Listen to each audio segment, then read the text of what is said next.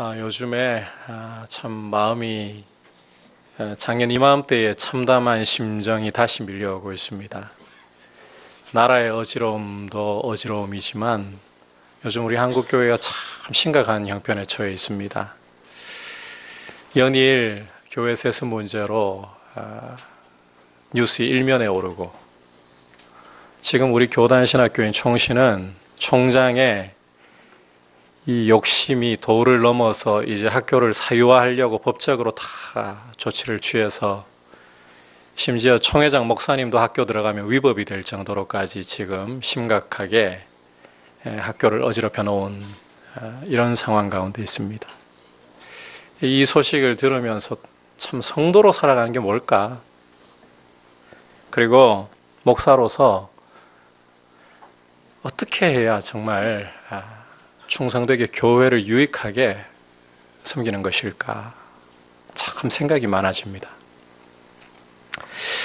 오늘 말씀에서는 두 가지 장면을 보여주고 있습니다. 하나는 요셉의 형들과 그 아버지 야곱이 바로를 아련하게 하는 것, 그리고 또 하나는 요셉이 큰 기근의 때에 이제 이 애굽 전국에 정책을 펼쳐서 백성들을 살리는 것, 이 두 장면이 기록이 되어 있습니다. 이 말씀 가운데에 성도의 특징이 무엇이며 성도가 가지고 있는 권세와 책임이 무엇인가, 이게 참 잘 드러나 있어요. 함께 말씀을 공부하면서 우선 요셉의 형들을 통해서는 성도의 특징이 무엇인가, 그리고 이 야곱과 요셉의 모습을 통해서는 성도의 권세와 책임에 대해서 함께 말씀에 귀를 기울이려고 합니다. 자, 먼저 성도의 특징 한번 따라 합시다. 성도는 땅에 있지만 땅에 속하지 않은 사람입니다. 성도는 땅에 있지만 땅에 속하지 않은 사람입니다.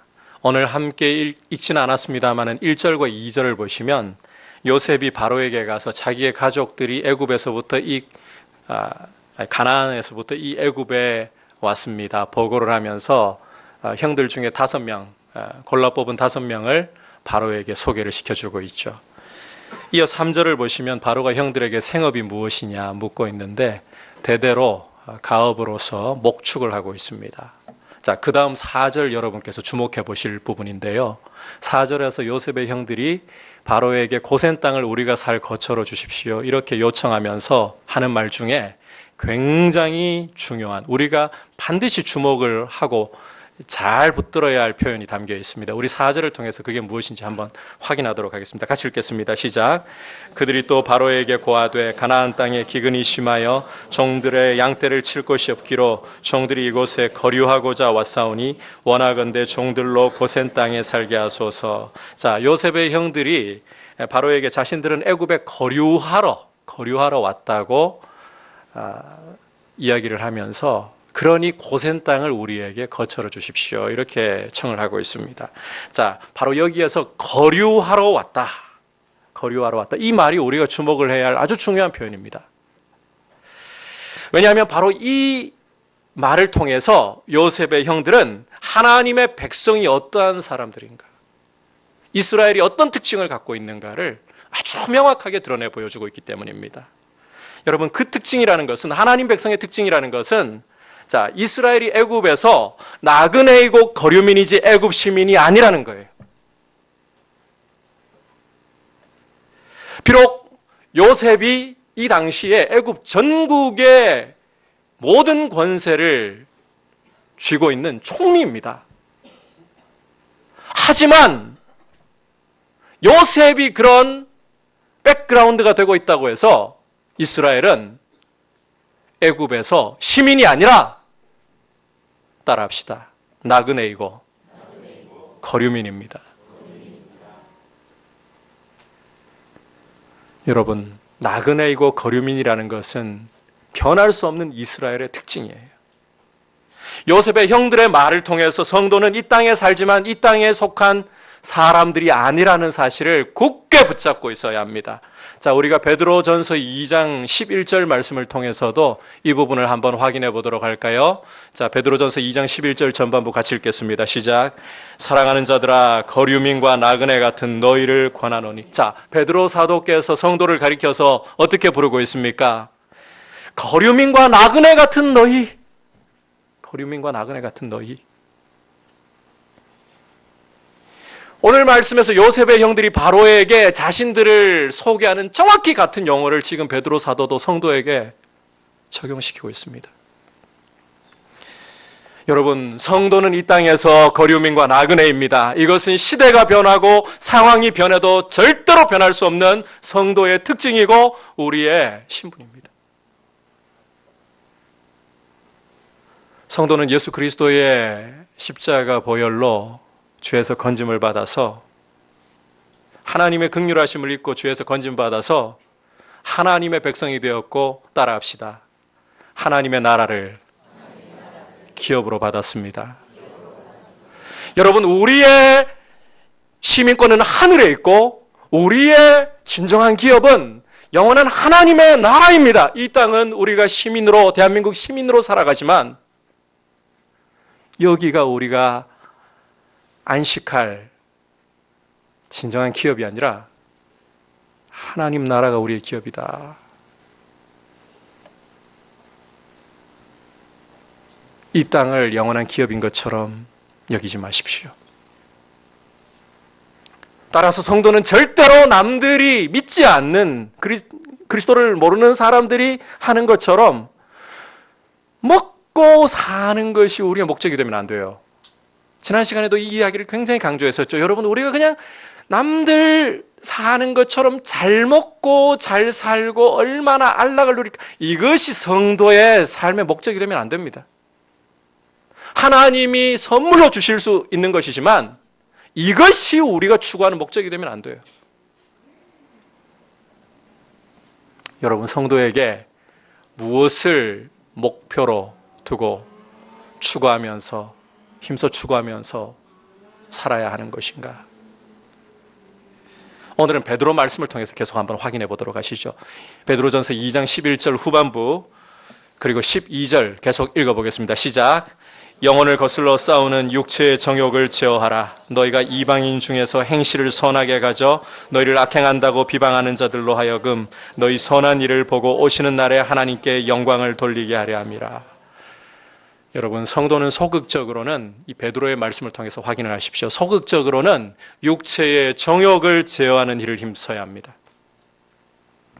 십자가 앞에 자신을 날마다 돌아보면서 매일 우리 안에 고개를 드는 이 욕망과 정욕을 이미 십자가에 못 박았고 오늘도 그러하기에 십자가에 못 박겠습니다. 자기를 부인하는 삶을 계속해서 힘써 나가야 돼요.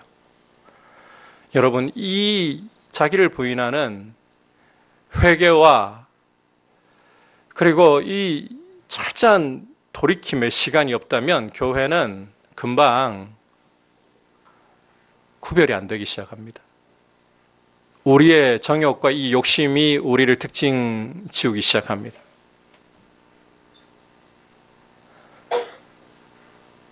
여러분, 얼마나 주님 앞에 회개를 힘쓰고 있습니까? 밖으로 고개 돌려가지고 남 허물 보려고 하지 마시고 얼마나 나를 바라보면서 내 안에 죄와 허물을, 내 안에 고개를 들고 있는 이 정욕과 욕심을 보면서 십자가에 이것을 못 박아버리려고, 자기를 부인하려고 힘쓰고 있습니까? 성도는 소극적으로는 육체의 정욕을 제어하는 일을 힘써야 되는 거예요. 하지만 이것으로 끝나면 안 됩니다. 적극적으로는 지난 시간에 제가 강조했었죠. 여러분, 성도는 죄 안 짓고 사는 것이 목표가 아니라고. 자, 적극적으로는 따라합시다. 선한 행실을 가져야 합니다. 여러분, 우리가 이 선한 행실을 가진다고 할 때 잘 기억해야 될 것이 오늘 말씀에도 드러나 있지만 무엇이 하나님께 영광이 되게 할 것인가? 어떻게 하면 내가 살아가는 삶이 하나님을 기쁘시게 하고 하나님께 영광을 돌려드리는 것이 될 것인가? 이것을 계속해서 질문을 던지고, 여러분, 이 질문이 우리 가슴에 새겨져야 돼요. 가정 안에서 우리 부모님들 자녀를 대할 때 무엇이 주님을 기쁘시게 하는 행동일까? 자녀에 대해서. 남편과 아내를 서로 대하면서 무엇이 주님을 기쁘시게 하는 것이 될 것인가? 직장 여러분, 그냥 출근하는 게 아닙니다. 출근해서 기도로 문을 열면서 좀 일찍 가셔요. 일찍. 간당간당하게 겨우 세이프 이러지 마시고 일찍 가가지고 사무실 청소도 좀 하시고 기도하시면서, 주님, 오늘 이 하루에 일을 하면서 어떻게 하는 것이 주님을 기쁘시게 하는 것이겠습니까? 성도에게 최고의 관심은, 목표는 먹든지 마시든지 무엇을 하든지 간에 따라합시다. 주님의 영광을 위하여. 어떻게 하면 주님을 기쁘시게 할 것인가? 이것이 우리의 삶의 목표가 되어야 돼요. 여러분, 성도는 하늘에 속해 있는 사람이고 이 땅에서 나그네와 거류민으로 살고 있습니다. 영원한 영광의 나라를 이미 기업으로 소유한 사람답게, 그 보증으로 우리 마음에 성령도 주셨잖아요. 영원한 나라를 기업으로 얻은 사람답게 가치 있는 것을. 성도 눈이 계속 밝아져가지고요, 여러분, 이 땅에 우리가 먹고 마시고 또 입고 누리는 이 모든 것들 영원한 것입니까? 지나가는 것입니까? 진짜 지나가는 거 맞지요? 아무리 몇백만 원짜리 옷을 사 입어도 그거 안 입고 아낀다고 몇 년간 장롱에 방치하면 어떤 일이 벌어지던가요? 좀 생기더라고요. 좀 생겨서 먹어요, 옷을.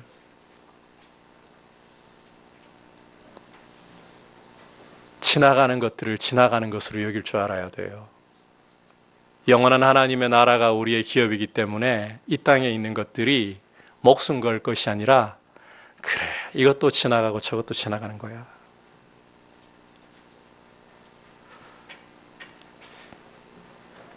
이게 안 되니까 여러분, 제가 여러분께 정말 간곡하게 기도 부탁 좀 드릴게요. 지금 우리 교단 자칫 잘못하면 쪼개질 위기에 있어요. 신사참배 문제 놓고 고신과 합동으로 깨진 것도 사실 가슴 아픈 일이에요.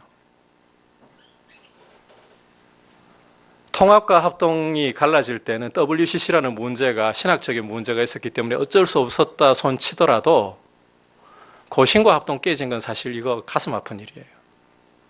근데 지금 우리 합동 안에서 이 총신 문제 놓고 또 깨질 위기가 도래하고 있어요. 지금 총장으로 있는 김영우 목사님, 이분 여러분 알고 가셔야 됩니다. 지금 총회도 등 돌렸습니다. 한국교회 전체가 이분한테 등 돌렸습니다. 왜 그런 줄 아십니까? 지금 이분이 총장 자리 유지하려고 어떤 짓을 벌였는가 하면, 전 총회장 되시는 황금교회 박무영 목사님께 2천만 원 이 봉투를 건네갔어요. 그리고 도망가 버렸어요. 박 목사님 이거 들고 경찰서 가가지고 바로 신고했는데, 지금 그러면 배임 증죄에 해당하거든요. 법적으로도 지금 문제가 있는 사람이에요. 교수 채용할 때 한 사람당 이야기 들어보니까 3억에서 5억 뇌물을 받았다 그래요. 그렇게 뇌물 바치고 교수가 못된 사람이 이걸 고발했어요. 이런 사람이 지금 총장의 자리에 앉아가지고 총신의 정관을 개정해가지고 총회가 손도 못 쓰게 만들어놨어요. 총회장이 학교 진입하면 위법이 돼가지고 법적으로 걸려요. 총신을 사유하겠다는 거예요. 하나님의 일꾼을 배출하는 신학교를.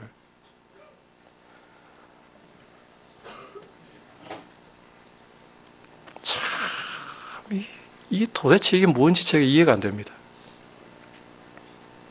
근데 여러분, 이거 지금 욕하자고 할 문제가 아니고, 우리도 우리 안에 고개를 들고 있는 정욕과 욕심을 방치하면 이런 집 벌립니다. 저는 제가 교회의 목사로서 위임을 받은 것에 대해서 철밥통으로 생각하지 않으려고 합니다. 제가 위임 목사라는 것이 은퇴할 때까지 어떻게 하면 찰밥그릇처럼 이 자리를 잘 지킬까, 그걸로 위임 받았다고 생각하지 않습니다. 이 교회는 주님 것입니다. 저는 주님 종으로서 교회를 어떻게 하면 충성되게 섬길 것인가, 이것이 저의 목적이 되어야 되고, 여러분, 저도 이 자리에서 욕심 부리기 시작하고 제 뜻을 펼치려고 하기 시작하면 지금 이야기 드린 그 김영호 목사라는 분, 그분 못지않게 갈 수 있는 사람이에요. 타락할 수 있는 사람이에요. 우리는 성도는 하늘에 속해 있는 사람입니다. 나그네와 거류민입니다. 이 땅에 우리 영혼이 쥐고 있는 거 아무것도 없습니다. 담임 목사라는 이 자리도 영원하게 제가 차지할 것인 것처럼 목회하면 안 됩니다. 두렵고 떨림으로. 저는 만 10년쯤 되면 한번 돌아볼 생각이에요. 사역을. 얼마나 충성되게 목회를 했을까. 정말 진지하게 기도하면서 돌아볼 작정이에요. 여러분, 우리가 시민권을 하늘에 두고 있다면 여러분 통장에요 한 수십조가 들어있다면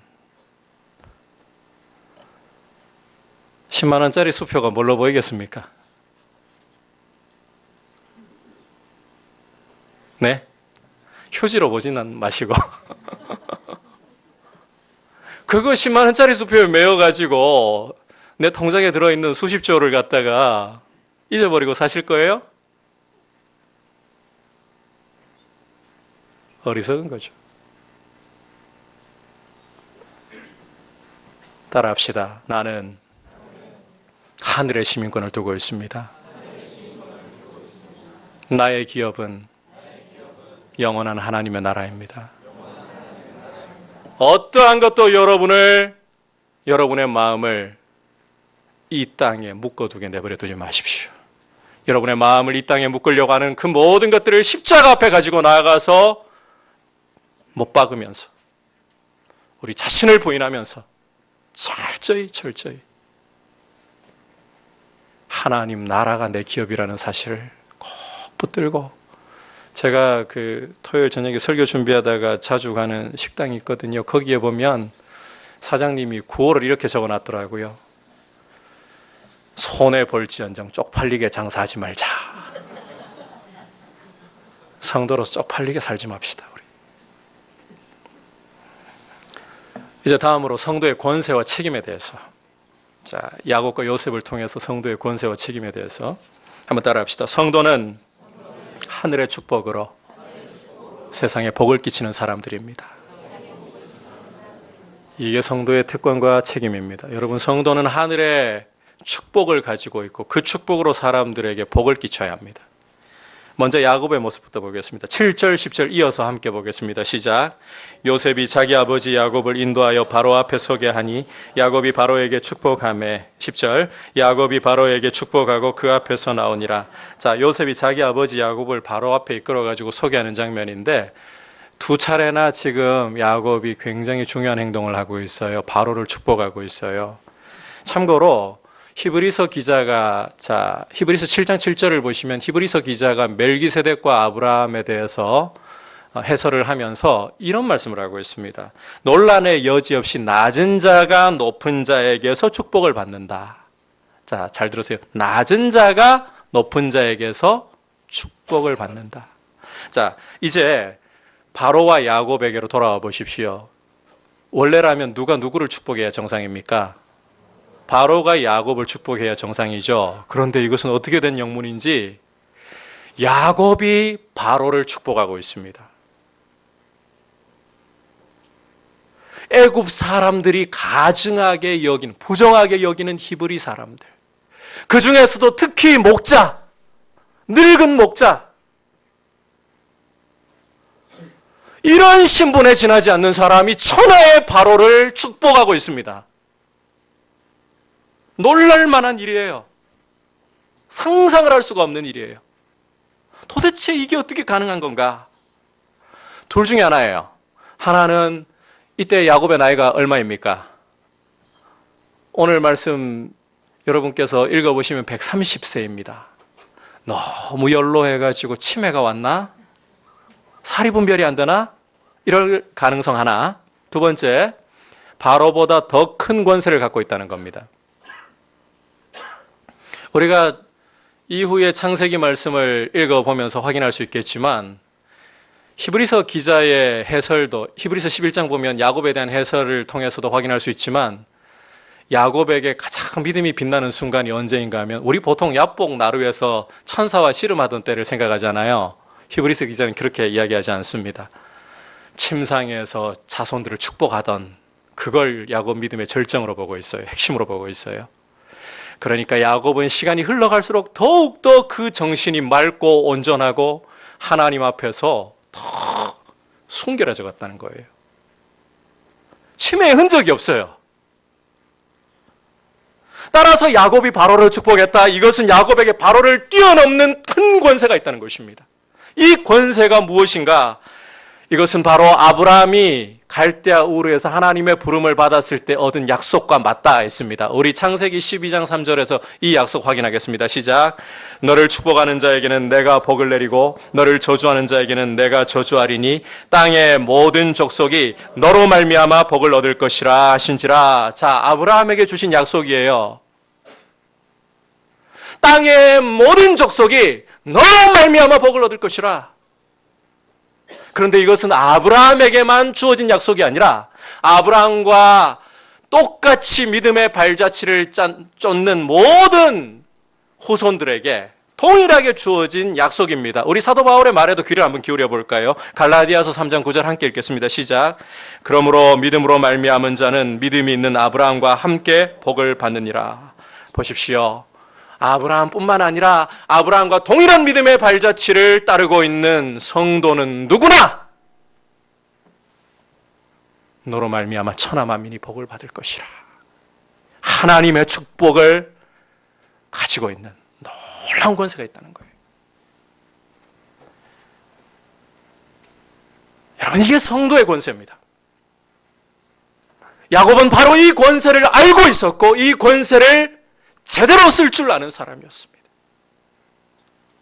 바로를 축복함으로써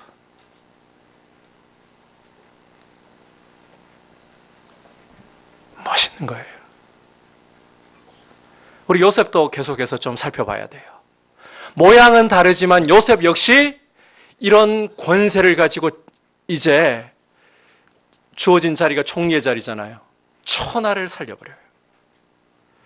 자, 그런데 우리가 언뜻 보면, 우리의 시선으로 언뜻 보면 오늘 함께 읽었던 13절부터 26절까지 요셉은 가족이나 바로에게는 참 좋은 사람인데 애굽 백성들에게 그렇게 좋은 사람이 맞나? 거기가 갸우뚱할 가능성도 충분히 있다고 생각합니다. 자, 한번 볼까요? 먼저 13절 이하를 보시면, 자, 14절 먼저 볼게요.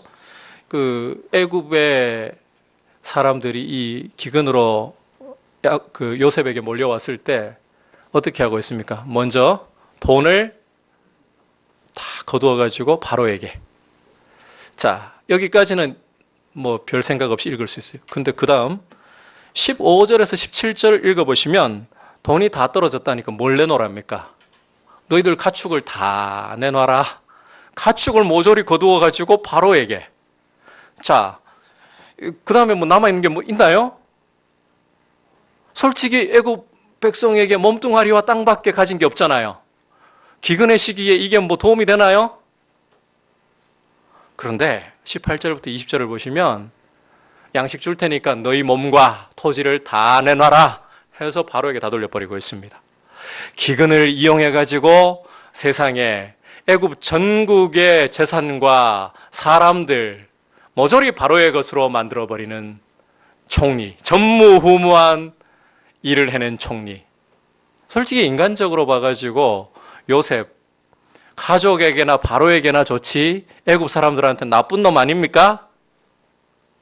자, 이렇게 접근하기 시작하면 성경을 크게 오해하는 거예요. 이야기를 하려고 하는 겁니다. 성경을 읽으실 때 절대로 21세기의 안경을 끼고 읽으시면 안 돼요. 그러면 오해가 생겨요. 이 성경이 기록되던 당시에 관습과 문화와 사람들의 사고를 생각하면서 이 상황을 읽어 나가야 합니다. 자, 따라서 우리가 요셉을 평가할 때에 우리가 요셉을 어떻게 평가하느냐가 아니라 애굽 백성들이 과연 요셉을 어떻게 평가할 것인가, 여기에 초점을 맞춰서 봐야 된다는 거예요. 우리 25절에서 애굽 사람들이 요셉을 어떻게 평가하는가 함께 읽어보겠습니다. 시작. 그들이 이르되 주께서 우리를 살리셨사오니 우리가 주께 은혜를 입고 바로의 종이 되겠나이다. 자, 애굽 사람들이 요셉에게 불평하는 모습이 보입니까, 안 보입니까? 전혀 보이지 않습니다. 저 독한 총리, 우리 재산뿐만 아니라 우리의 몸과 이 발붙이고 사는 이 토지까지 모조리 빼앗아갔다 전혀 불평하지를 않아요. 오히려 그들은, 자, 보십시오. 주께서, 호칭을 보십시오. 주께서 우리를 살리셨사오니 우리가 주께 은혜를 입었습니다. 요셉을 주로서 높이고 있으면서 생명의 은인으로서 요셉을 평가하고 있어요. 그러면서 이게 말로만 하는 게 아닙니다. 자신들을 바로의 종으로 기꺼이 들여버리고 있습니다. 이 뭘 의미하나요? 애굽 사람들 눈에 요셉이 펼친 이 정책은 백성의 고혈을 빠는 무자비한 정책이 아니라 오히려 그들을 살리는 정책이고 그들에게 정말 은혜를 베푸는 정책이었다는 거예요. 그러니까 백성들이 생명의 은인이라고, 그리고 자신을 바로에게 기꺼이 종으로 던지고 있는 거죠. 여러분, 계산상으로도 한번 따져볼게요.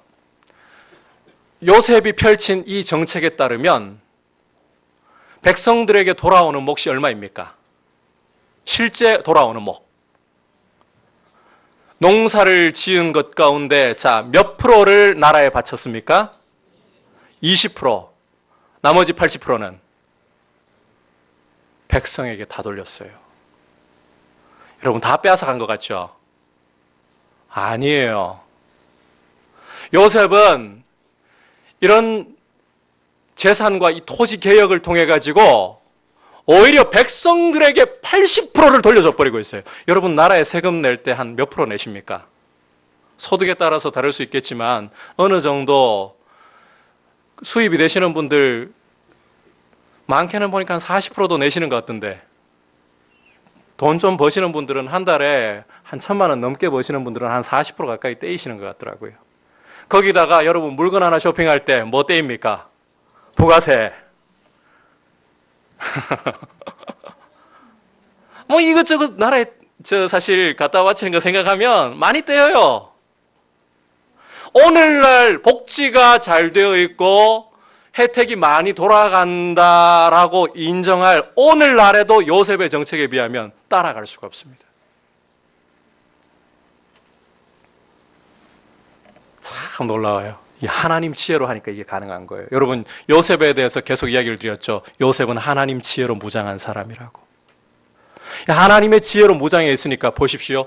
바로에게도 충성된 신하로서의 역할을 감당하면서 이 정도 권리를 휘두르면 바로 아예 뒷방 노인으로 만들어버릴 수 있거든요.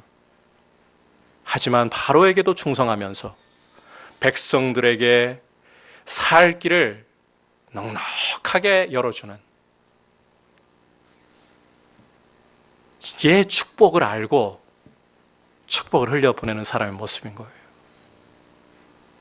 여러분, 우리가 이 야곱과 요셉 이 두 사람의 모습을 통해서요, 성도의 권세와 책임을 분명히 보아야 합니다. 성도는 세상 누구도 가질 수 없는 하나님의 축복을 가지고 있는 사람들입니다. 에베소서 1장 3절 말씀을 보시면 그리스도 안에서 하나님께서 우리에게, 따라합시다, 하늘에 속한 모든 신령한 복으로 복 주셨으니, 예수 그리스도 안에 성도로 서는 순간에 여러분에게 하늘의 모든 신령한 복을 이미 다 주셨습니다. 이것이 성도의 권세입니다. 여러분, 성도는 많이 가지고 있고 적게 가지고 있고, 많이 배웠고 적게 배웠고 차별이 없습니다. 따라합시다. 성도라면 누구나 차별 없이, 여러분 차별 없이 하나님이 여러분에게 하늘에 속한 모든 복을 선물로 다 주신 줄 믿으시기를 바랍니다. 그리스도 안에 이 축복이 있습니다. 우리는 언제든지 이 하늘의 보고를 열어서 이 축복을 끌어쓸 수 있는 권세를 갖고 있는 사람들이에요. 이런 축복을 갖고 있다면 이제는 이 신령한 축복을 가지고 세상을 복되게 만들어야 되는 거예요. 이게 성도의 책임이에요. 여러분, 교회는 세상을 축복해야 돼요. 세상에게 악취를 풍기면 안 돼요. 교회는 세상에게 짐이 되어서 안 돼요. 부담이 되어서 안 돼요. 저하고 입장 좀 다른 분 계실지 모르겠습니다만, 목회자 생활 왜 그렇게 난리인가요? 내면 되지. 왜 그렇게 돈에 벌벌 떨어야 되나요, 목회자들이? 우리 시민권 여기 있는 거 아니라면서요. 내면 되지.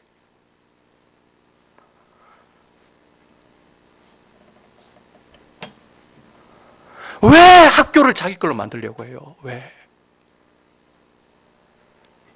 그 연세에 뭘 하시겠다고.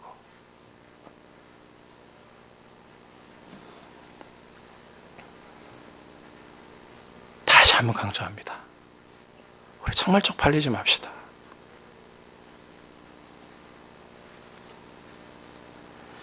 자, 이제 마지막으로 한 가지만 더 말씀드릴게요.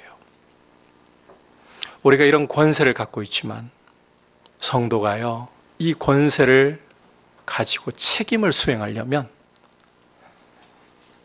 하나님 사랑의 손길에 붙잡혀 연단받는 시간을 반드시 거쳐가야 합니다. 여러분, 기억하십시오. 성도라고 해서 저절로 알아서 하늘의 축복을 세상을 향해, 사람들을 향해 흘려보낼 수 있는 게 아닙니다. 저절로 되는 문제가 아닙니다. 우리 이 증거를 한번 볼까요? 창세기 34장으로 돌아가 보면 야곱이 가나안 땅에 돌아와서 처음 자리를 잡은 곳이 세겜 땅이거든요. 여기에서 큰일 하나가 터져버리죠. 야곱의 딸 디나가 그 땅의 추장인 세겜에게 성폭행을 당하는 사태가 벌어져 버린 거예요. 이 일이 벌어지자, 대응이 어떻게 되었습니까? 야곱의 아들들이 세겜 사람들 속이고 할례를 받게 만들잖아요. 할례 받아가지고 남자들이 한 사흘쯤 다 자리에 들어 누워있을 때 어떤 짓 벌렸습니까? 시몬과 레위가 가서 세겜성 남자들 모조리 다 죽여버렸어요. 무참하게. 그리고 야곱의 아들들이 전부 다 그 세겜성을 약탈하는 짓을 저질렀어요. 여러분, 이게 뭘 보여줍니까? 하늘의 축복을 가지고 있는 사람이지만 세상에게 악취를 풍길 수 있어요. 야곱이 자기 입으로 그 말을 하고 있어요. 너희가 내게 화를 끼쳐, 시몬과 레위를 보면서요, 아주 정말 속에서 쓴물이 올라오면서 너희가 내게 화를 끼쳐 이 땅의 주민들에게 악취를 풍기겠다. 악취를 풍기겠다. 하늘의 축복을 가지고 있다고 우리가 자동으로 하늘의 축복이 흘러가는 통로가 될 거라고 생각하지 마십시오. 오히려 악취를 풍길 수 있습니다. 그렇다면 어떻게 해야 야곱처럼, 요셉처럼 축복을 흘려보낼 수 있는 사람이 되는가? 오늘 8절 9절을 보시면 야곱과 바로의 대화 가운데 아주 중요한 말이 있어요. 같이 읽어보면서 확인하겠습니다. 시작. 바로가 야곱에게 묻되 내 나이가 얼마냐? 야곱이 바로에게 아뢰되 내 나그네 길의 세월이 130년이니이다.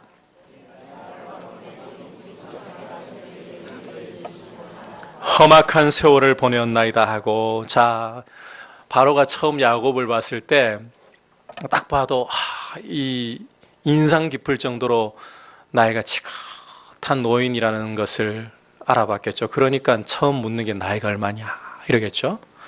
자, 그러자 야곱이 내 나그네 길의 연조가 130입니다. 하지만 우리 조상들에 비하면 얼마 산 것도 못 되고, 그 다음 말이 진짜 중요해요. 험악한 세월을 보내었나이다. 이 굉장히 중요한 말입니다. 험악한 세월을 보내었나이다. 여러분, 우리가 이 험악한 세월을 좀 되짚어 봐야 합니다. 야곱의 삶에서. 어떤 험악한 세월 보냈나요? 첫 번째로 떠올릴 수 있는 사건. 야곱이 형 에서의 장자권을 가로채 가지고 이제 형에 의해서 죽임을 당하게 생겼죠. 그래서 바단 아람 외삼촌 라반의 집으로 도피했고 거기서 노예처럼 20년을 살았고 돌아올 때에도 이 문제 해결이 안 되어가지고 야복 나루에서 밤을 새우면서 씨름했던 거 기억하시죠? 이게 첫 번째 험악한 세월. 두 번째, 좀 전에 이야기를 했습니다. 세겜에서 딸 디나가 성폭행을 당하고 이 복수로 시몬과 레위가 세겜성을 완전히 초토화시켜 놓은 것 때문에 주변 아모리 사람들한테 죽임당할 뻔한 거. 가족 전체가. 중간 생략하고요. 잡다한 것들은 다 접어놓고요. 이런 외적인 두려움과 공포보다도 더욱더 험악한 세월이라고 야곱에게 느껴질 수밖에 없는 것은 내적인 고통. 정말 가슴을 후벼 파는 아픔으로 22년을 지내야 했던 세월. 그게 뭡니까? 요셉을 잃은 것입니다. 죽은 줄 알고 22년을 슬픔으로 보내야 했습니다. 여러분, 이렇게 야곱의 세월을 한번 되짚어보면 이 사람은 험악하다는 말로도 부족할 것 같아요. 그 삶이 너무너무 다사다난해요. 자, 그런데 여러분, 여기에서 우리가 이 험악하다는 말을 액면으로만 보면 안 됩니다. 어떻게 이런 험악한 세월을 보내면서 야곱이 무너지지 않고 오히려 하늘의 축복을 바로에게 전달하는 사람으로 이 자리에 서 있습니까? 그 비결이 뭡니까? 여러분, 험악한 세월만 있었던 건가요? 사실 이 말을 하면서 야곱의 마음에는 만감이 교차할 겁니다. 그 아픔을 떠올리면서 그 아픔 가운데서도 신실하게 자기를 붙들어 주시고 약속대로 그 고난을 통해 연단하시고 빚으신 하나님의 사랑의 손길. 험악한 세월. 성경에 기록은 안 되어 있습니다. 야곱의 말에는 보이지 않습니다. 그러나 야곱은 괄호를 쳐서 그 세월을 붙들어 주신 하나님의 손길. 그것이 나한테 있습니다. 요셉도 두말할 필요 없죠. 여러분, 요셉 13년이라는 세월 동안에 종으로서, 죄수로서 팔려 고난을 당해야 했습니다. 그런데 그 고난의 세월이 고난의 세월로 끝났습니까? 거기에 누가 함께 하셨습니까? 창세기 39장을 보시면 여호와께서 요셉과 함께 하사. 험악한 세월이지만 그 험악한 세월 가운데 요셉을 붙들고 연단하신 하나님의 신실한 사랑의 손길이 있었기 때문에 요셉은 천하를 살리는 총리가 되는 거예요.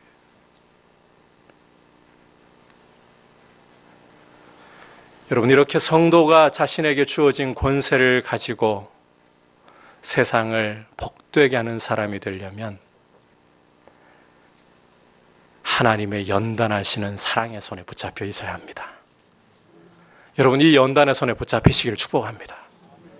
그래서 정말 하나님께서 여러분에게 주신 하늘의 축복을 흘려보내는 귀한 증거를 가지게 되시기를 주의 이름으로 축복합니다.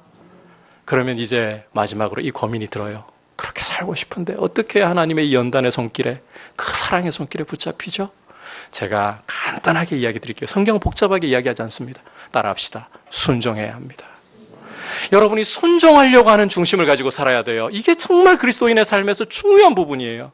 하나님이 우리에게 베푸신 은혜에 대해서 응답하는 모습으로 순종이라는 이 두 단어가 여러분 가슴에 새겨져 있어야 되는 거예요. 하나님이 어떤 말씀을 하시든 간에 설교를 통해서든 여러분이 큐티를 하면서든 때로는 믿음의 사람과 대화를 나누면서든 하나님의 말씀으로 깨닫기 시작할 때에 여러분 그것이 아무리 작아 보여도 어떤 말씀이든지 간에 순종하십시오.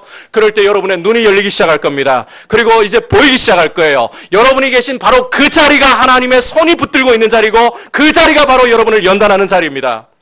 여러분, 요셉에게는 필요하니까 노예로 죄수로의 여정이 주어졌던 겁니다.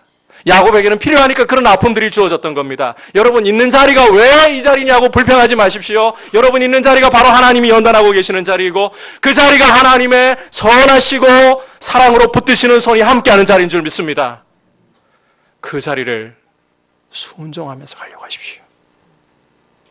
남과 부러워하지 마십시오. 뭐 부러워할 건 뭐 있습니까? 남들 좋은 차 샀다고 그거 부러워하지 말고, 평수 넓혀서 이사 간다고 부러워하지 말고, 우리 목회자들도 마찬가지예요. 성도 좀 많이 모인다고 어깨에 힘주고 정말 모르는 거예요. 하나님 마음을 모르는 거예요. 주어진 자리에서 충성하면 되죠. 우리 마지막으로 한 번만 더 이야기할게요. 세상에 악취 풍기지 말고, 쪽팔리지 말고, 정말 하늘에 속한 사람들로서 하나님 우리에게 주신 이 축복, 이것을 가지고 세상을 복되게 합시다. 박해의 시대에는 질병으로, 전쟁으로 사람들이 길거리에 죽어 엎드러져 있을 때 믿지 않는 사람들은 겁나서 시체 손도 못 댔어요. 그런데 예수 믿는 사람들이 그 시체를 수습해서 장례를 치러주면서, 그러면서 세상에게 죽음도 두려워하지 않는 하늘의 축복을 보여줬어요. 구차하게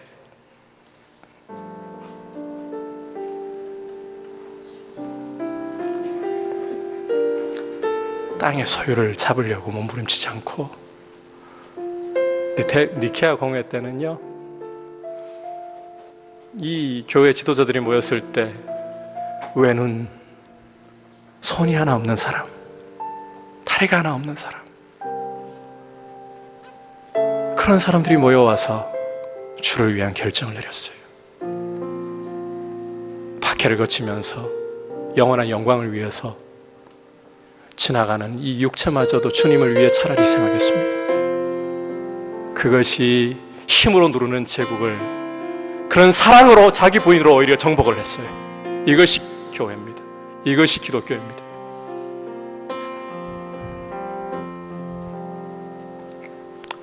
우리는 무엇으로 세상을 복되게 하려고 합니까? 큰 건물 아닙니다. 숫자도 아닙니다. 돈도 아닙니다.